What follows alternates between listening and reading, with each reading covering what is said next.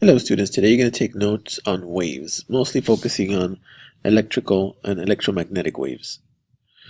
Okay, go ahead and set up your notebook. We'll start in a few seconds. Pause the video if it's going too fast, or of course feel free to rewind it. Alright, number 1. Light can usually travel as either photons or electromagnetic waves.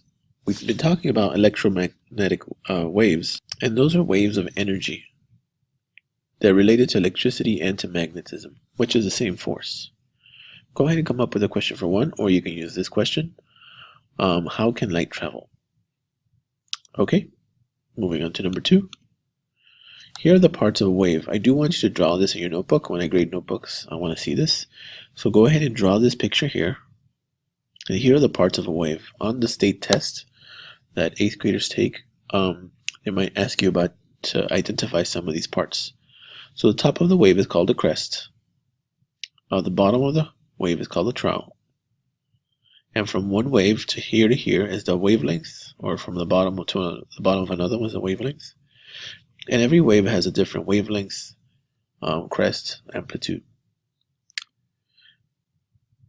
So go ahead and write these parts down and then these 3 labels. You don't have to write amplitude unless you want to. Go ahead and come up with a question for 2.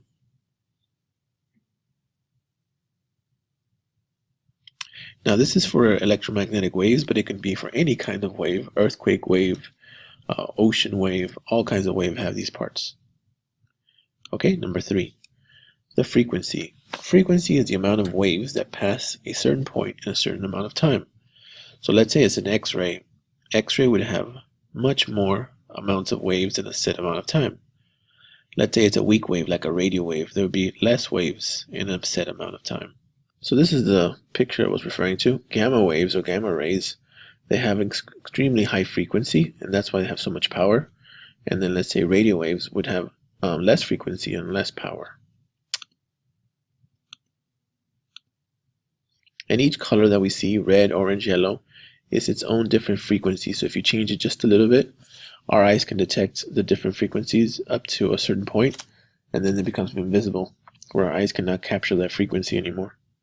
So the human eye can detect a few frequencies of electromagnetic waves, but not all. Not the whole spectrum. And then the last point, every visible color of light is a different wavelength and different frequency. Alright, go ahead and come up with a question for 4 and then start your summary and advanced question. Have a great day.